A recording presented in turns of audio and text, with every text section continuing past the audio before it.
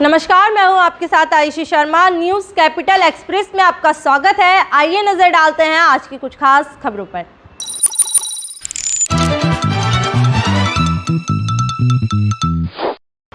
कांग्रेस नेता राहुल गांधी ने कहा, राष्ट्रीय स्वयंसेवक संघ आरएसएस को परिवार कहना ठीक नहीं।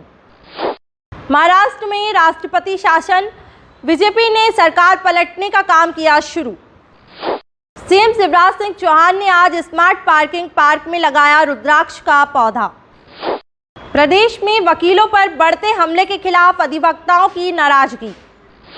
भाजपा प्रदेश अध्यक्ष वीडी शर्मा ने कहा, हम लोगों को वैक्सीनेशन के लिए कोविड सेंटर तक पहुंचा रहे हैं। कांग्रेस प्रवक्ता के मिश्रा ने गौशाला बनाने पर भाजपा पर कसा तंज। खबरें अब विस्तार से। कांग्रेस नेता राहुल गांधी ने कहा, राष्ट्रीय स्वयंसेवक संघ आरएसएस को परिवार कहना ठीक नहीं।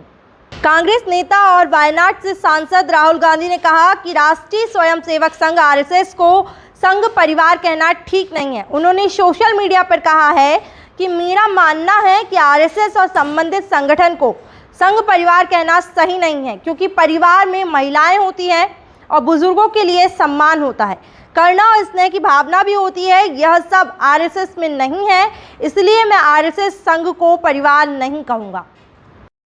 महाराष्ट्र में राष्ट्रपति शासन, बीजेपी ने सरकार पलटने का काम किया शुरू।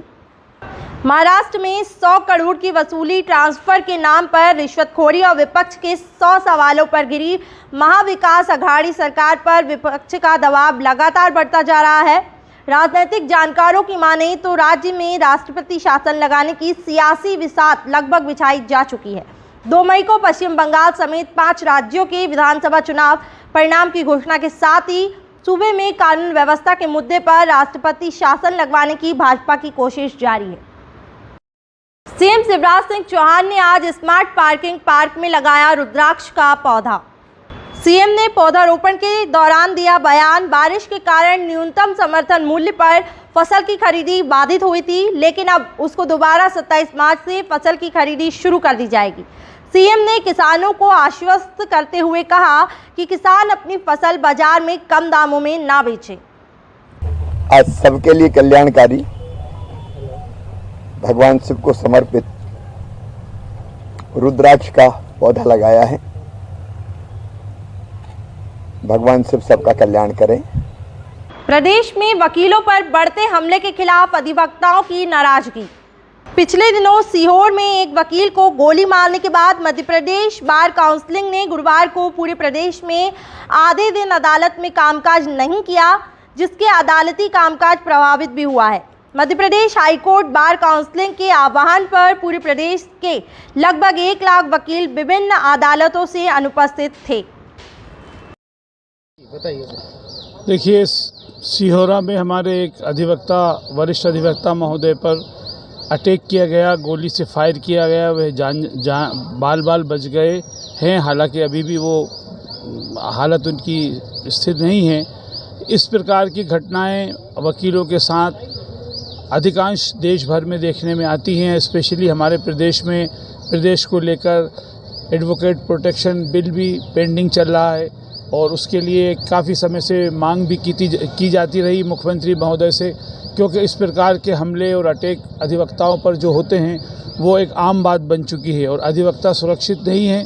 अधिवक्ता को दिनचर्या में दिन रात उसको अपराधी लोगों से मिलना जुलना रहता है, बात करना होती है, इसलिए एडवोकेट प्रोटेक्शन बिल का लाना बहुत ज़रूरी है। भाजपा प्रदेश अध्यक्ष वीडी शर्मा ने कहा, हम लोगों को वैक्सीनेशन के लिए कोविड सेंटर तक पहुंचा रहे हैं। देश के प्रधानमंत्री नरेंद्र मोदी के आह्वान पर सारे देश में बीजेपी के कार्यकर्ता कोविड के इंजेक्शन लगवाने में प्रदेश की जनता की सेवा में लगे हुए हैं। यही बात प्रदेश अध्यक्ष वीडी शर्मा ने कही। आज पूरे मध्य प्रदेश के अंदर भारतीय जनता पार्टी के कार्यकर्ता विगत 15 दिन से वैक्सीनेशन को बढ़ाने के लिए, लोगों को प्रेरित करने के लिए कि घर घर में जाकर लोग इस बात के लिए अवेयर हों कि वैक्सीनेशन कराएं। अगर कोई बुजुर्ग वैक्सीनेशन सेंटर तक नहीं पहुंच सकता तो उनको वहां तक पहुंचाने का काम, और इस प्रकार के जो आप देख रहे हैं कि हेल्प डेस्क लगाकर ऐसे लोगों को पानी के पीने की सुविधा से लेकर के कुछ आवश्यक चीजें लोगों को उपलब्ध कराना जिससे उनकी मदद हो सके। ये प्रयास भारतीय जनता पार्टी के कार्यकर्ताओं ने बड़ी गंभीरता के साथ। कांग्रेस प्रवक्ता के मिश्रा ने गौशाला बनाने पर भाजपा पर कसा तंज। के मिश्रा ने कहा, एक तरफ तो राज्य सरकार 1000 गौशाला बनाने का वादा करती है, दूसरी तरफ आवारा पशुओं को लेकर नगर निगम की गंभीर लापरवाही सामने भी आई है। पुराने भोपाल में जिस तरीके से गाय सड़कों पर घूमती है और नाली से निकला हुआ कचरा और प्लास्टिक खाकर पेट भरती है, यह बहुत ही शर्मनाक बात है। धर्म, राम और गाय हिंदू समुदाय के लिए आस्था का विषय है। संघ और भारतीय जनता पार्टी के लिए राजनीतिक धंधे का विषय गौमाता के नाम पर राजनीति करते हैं, फूट कबाड़ करने की कोशिश भी करते हैं। आज गौमाता अपना पेट कचरे में से पन्नियां खाकर भर रही है। कमलनाथ की सरकार में 1000 गौशाला बनाने का जो वचन दिया था वह कार्य पूर्ण रूप से प्रारंभ हो चुका है। इनकी सारी आशाएं शाब्दिक जुगाली जीवित है। नागरिकों को फैसला करना है कि वह धर्म की आस्था को चुनते हैं या फिर धर्म के नाम पर धंधा करने वालों को। गौ माता अपना पेट कचरों में से अन्न ढूंढकर या पन्नियां या कागज खाकर भर रही हैं। कमलनाथ जी की सरकार ने 1000 गौशाला बनाने का जो वचन दिया था वो कार्य रूप में प्रारंभ हो चुका था। इनकी सारी आशाएं शाब्दिक जुगाली के बल पर जीवित हैं।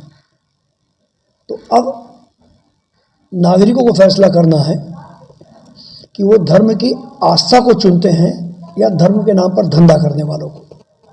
कंप्यूटर बाबा ने कहा, मैं इंदौर छोड़कर कहीं नहीं भागूंगा। कंप्यूटर बाबा के बदले सुर, कहा सरकार के आदेशों का पालन करें, कोविड की गाइडलाइंस को नज़रअंदाज ना करें।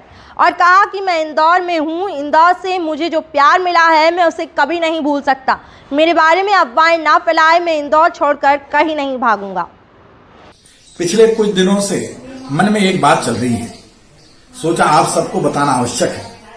कुछ समाचार पत्र अनर्गल दावा कर रहे हैं, झूठी खबर छाप रहे हैं कि कंप्यूटर बाबा इंदौर से भाग गए। उन्हें शायद ये ज्ञात नहीं कि संतों के लिए संपूर्ण वसुधा अपनी माता है, सभी भूमि गोपाल की है एवं समस्त प्राणी अपने हैं। इंदौर शहर भी मेरा अपना है।